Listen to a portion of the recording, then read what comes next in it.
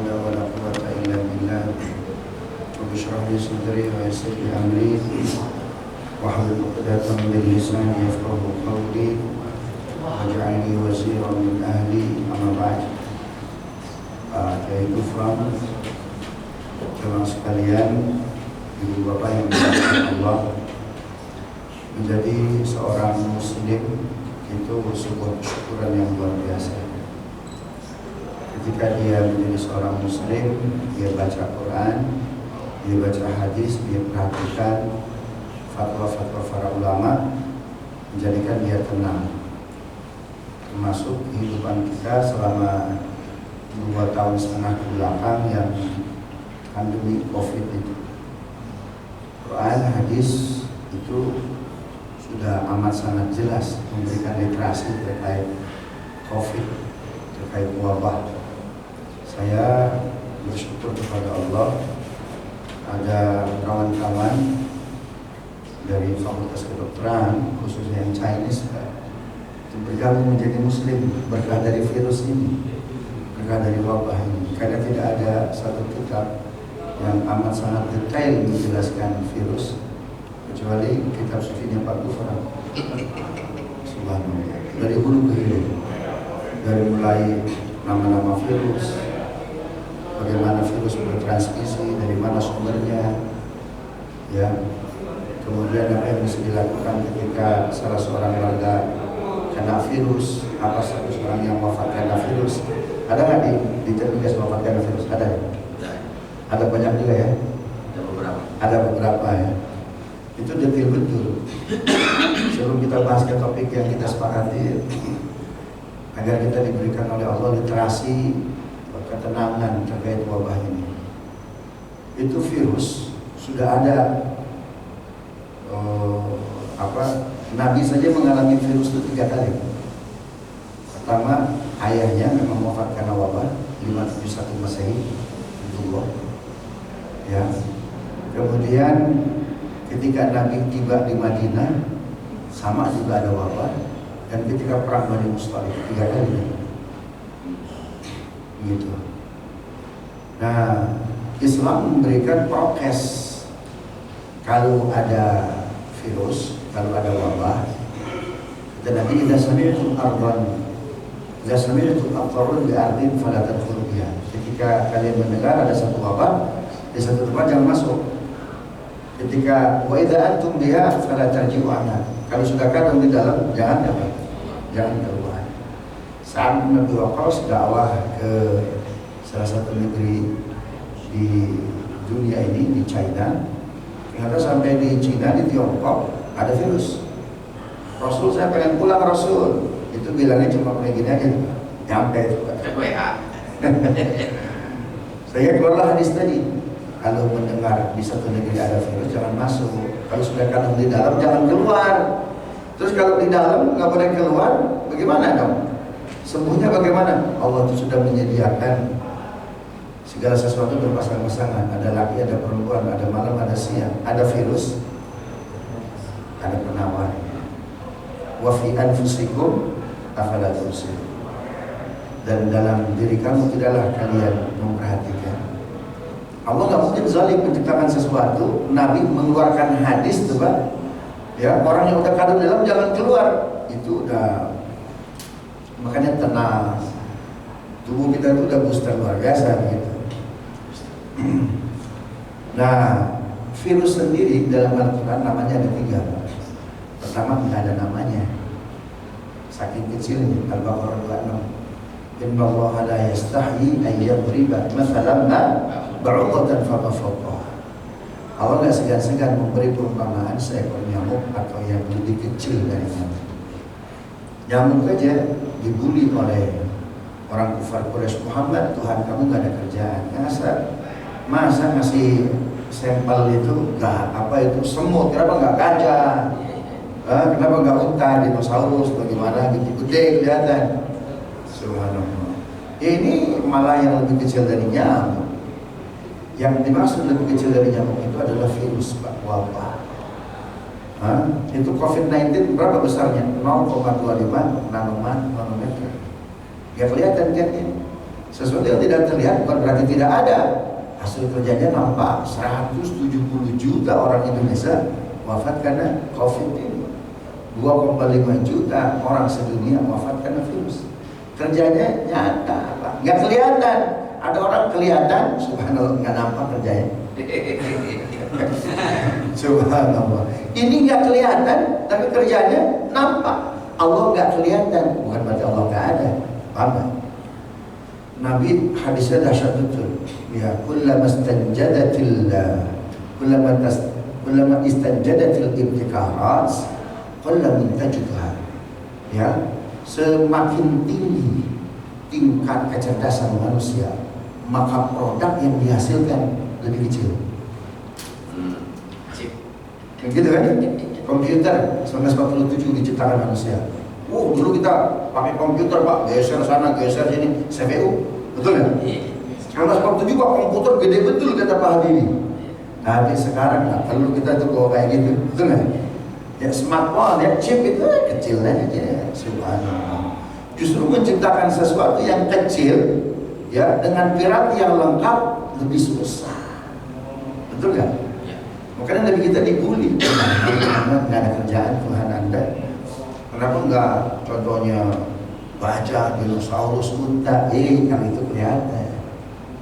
Paham ya? Subhanallah. Karena itu ciri orang yang bertakwa.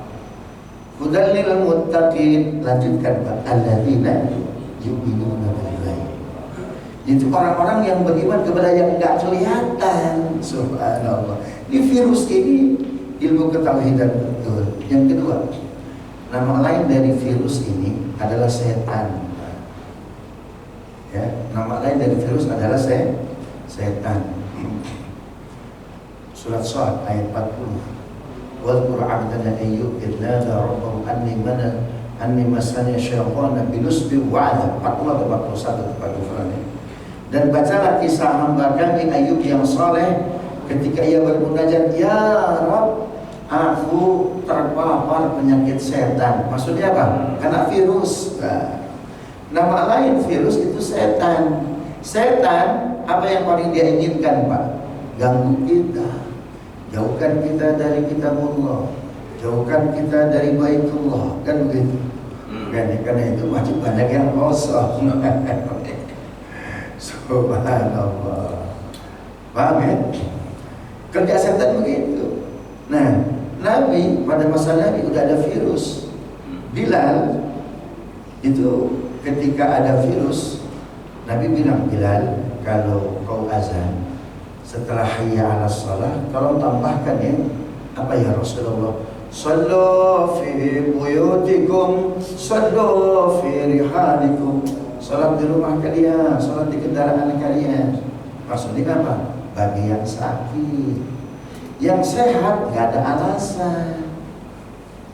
Zaman Nabi nggak ada disinfektan, Pak, masih labelnya ditutup tuh. Alhamdulillah kita libur 3 tahun di sini nih. Kita libur kan seminggu atau 2 minggu itu, Pak? Subhanallah. Zaman Nabi nggak ada disinfektan, Pak. Subhanallah, nggak ada masker. Nggak ada IVIG, Pak, nggak ada gam maras. Subhanallah. Tapi Masjid Nabawi nggak pernah ditutup. Namun Nabi bikin prokes. Apa prokesnya? La dhararat wa la dhirar. Jangan memudaratkan diri sendiri, apalagi orang lain. Jujur, yang batuk jangan dulu ke masjid.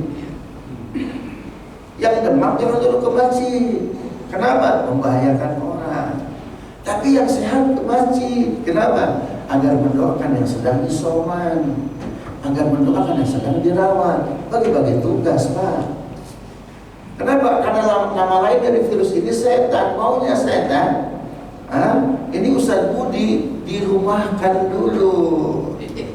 Biarkan rumah dia penuh, rumah Allah kosong. Kalau ini mah aman ya Pak Sirone? Aman. Ini Pak Gufron hadir mengintai. Subhanallah. Allah. Begitu tuh ya. Nah, jujur, yang sakit jangan ke masjid. Ya, yang batuk jangan. Itu prokes. Saya bikin buku Fikih COVID-19. Penjualannya kayak kacang goreng, Pak. Tapi buku itu saya wakafkan memang. Saya minta ke Gramedia sama Raja Wali Pers untuk dibuat e-booknya. Karena masyarakat sekarang kan daya beli kurang. Ada buku saya wakafkan, gitu. Nah, di situ saya ngambil dari Quran, ngambil dari hadis, detail apa yang mesti dilakukan seorang Muslim ketika ada pandemi. Ya, fikih COVID-19, ya fikih COVID-19, bagaimana kita beribadah, ya di kala pandemi. Subhanallah. Nama lain virus yang ketiga, makhluk yang berbahaya. Makhluk yang berbahaya. Ada orang lebay, ya masjid jangan ditutup, sholat rapat, nggak usah didisinfektan, takut kepada Allah. Lupa dia. Nama lain wabah, makhluk yang berbahaya. Kata Nabi, tafirru minal wabah kama tafirru minal asad. Kau takut dari wabah ini seperti kau takut dari singa. Kau takut kepada Allah, jangan kepada wabah. Masukin dia, bawa ke taman safari, masukin kandang singa. Kalau dia betul takut hanya kepada Allah tuh, hanya kepada Allah, masukin dalam singa dah. Berani nggak kira-kira? Subhanallah. Umar bin Khattab sampai di Syam. Ketika mau masuk ke Syam, gubernur Syam keluar. Abu Ubaidah bin Al-Jarrah, Khalifah, ini provinsi Suriah kena wabah. Oh begitu. Kalau gitu saya nggak jadi deh kunjungan ke Syam. Kenapa? Karena ada wabah. Khalifah takut dia sama takdir Allah. Enggak. Saya pindah dari takdir buruk ke takdir baik. Begitu, Pak. Jadi adanya wabah, ya, kemudian kita belajar Quran, belajar hadis, apa literasi Quran yang mesti dilakukan seorang muslim ketika ada wabah agar tidak lebay juga tidak abai. Itu coba ya, tidak abai juga tidak lebay. Contoh tidak lebay, ada teman saya, maknya datang Pak dari Purworejo, naik bis turun di rambutan, subhanallah, telepon anaknya, nah ibu sudah di kampung rambutan. Marahin ibu gimana sih? Di Jakarta lagi COVID kencang-kencangnya, kalau udah Juli Pak. Ibu gimana sih? Ibu jangan ke sini. Nggak dijemput Pak sampai maghrib.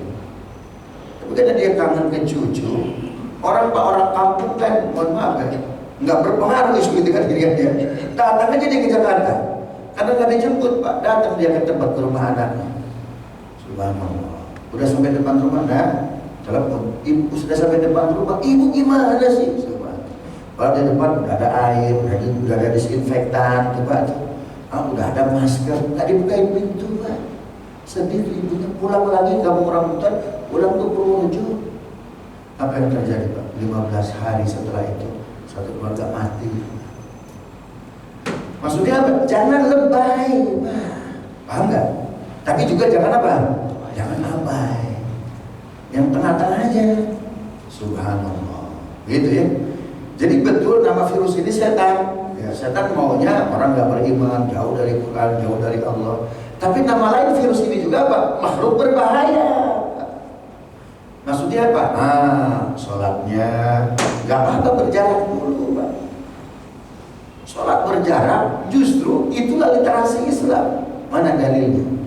Dalilnya kita masuk topik yang kedua. Apa itu? Dari mana virus ini bersumber? WHO debat. Oh, ini nabati, ini dari hewan. Quran memutus perdebatan. Virus yang bertransmisi ke orang, lalu bertransmisi ke orang lain hingga orang lain mati itu pasti dari hewan. Dalilnya surat Hud 65, 64, 65. Nanti baca di buku saya tuh ya. Subhanallah. Ada aja, ketika aja fikih COVID-19 Abdul Muthalib keluar.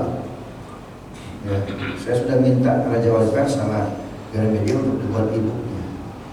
Nah, 64 surat Hud itu berbicara Samud dengan nabinya Soleh. Soleh, kalau ada nabi, keluarkan unta dari balik batu. Kan aneh-aneh aja tuh Pak. Ya, orang-orang terdahulu tuh muji nabi. Akhirnya berdoa Nabi Soleh, keluar unta dari balik batu.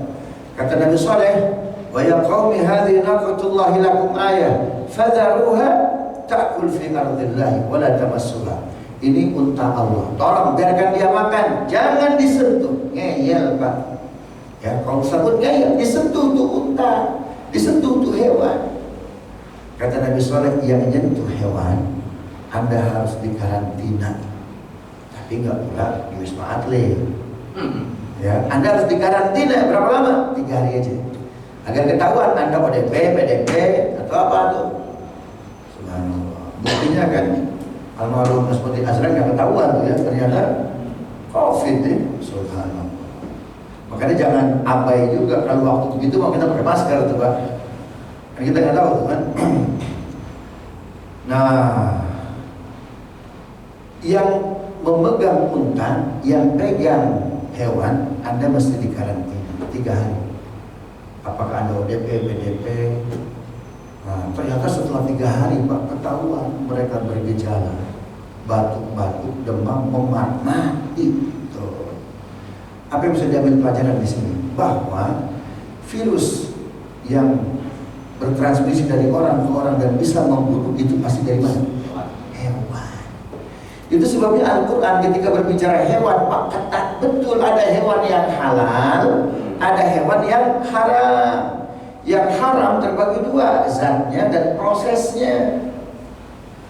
Yang karena zatnya bangkai, darah dan babi, Pak. Babi, Pak, mau disayur, mau direndam. Mana ada rendam babi katanya tuh. Subhanallah. Ya, mau diapain juga tuh, tetap haram. Ada haram karena prosesnya, dicekik, ditabrak, ya, dan lain sebagainya. Ini pasti dari hewan. Makanya ada istilah flu burung, cacar nyet. Ini apa lagi? MERS, tuh kan? Yang tadi SARS, tuh kan?